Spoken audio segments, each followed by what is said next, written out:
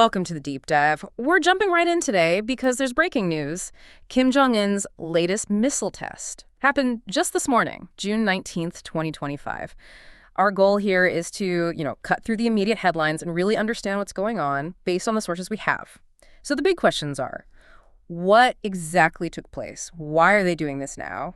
And maybe most importantly, what does this mean for you and for global stability? Yeah, it's absolutely critical we look beyond just the fact that a test happened. There's context here, there are implications, and our sources really suggest this wasn't just routine. It feels very calculated, a deliberate move we need to unpack. Okay, so let's get specific. The what and where. What do we know for sure? Reports say this morning, June 19th, more than 10 missiles launched from the Sunan area. That's near Pyongyang. That's right. And Reuters identified them as short-range ballistic missiles, SRBMs. SRBMs. Yeah. And the trajectory. Where were they headed? They flew northwest. The potential impact zone could be the White Sea, maybe the East China Sea. The thing about SRBMs, is their tactical nature. Shorter distances, designed for more immediate regional impact. It's not about showing off intercontinental reach. Right. It's a specific kind of message then. Exactly. A demonstration of a particular capability. So that covers the what, but the why. That's always the million-dollar question with North Korea, isn't it? This is the second test this year? There was that hypersonic missile back in January? Hwasong-16B, I think? Correct, January 6th. But this launch, with multiple SRBMs, it feels different.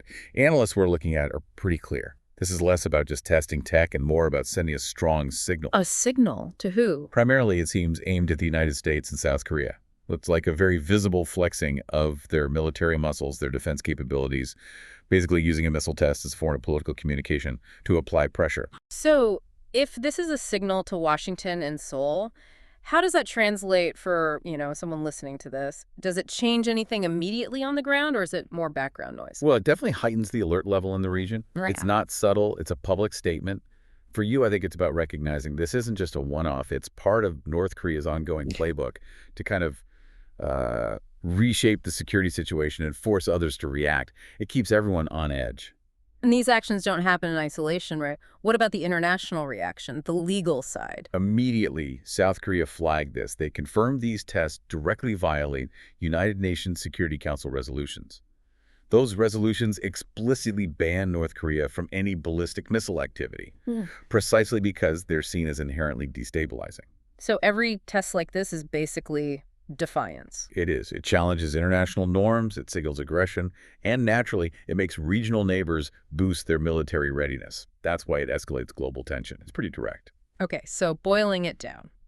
This wasn't just engineers testing rockets. It's a calculated political move designed to put pressure on South Korea, Japan, the U.S. It shows every test is, part of a bigger strategic game. Which really leaves us with a forward-looking question, doesn't it?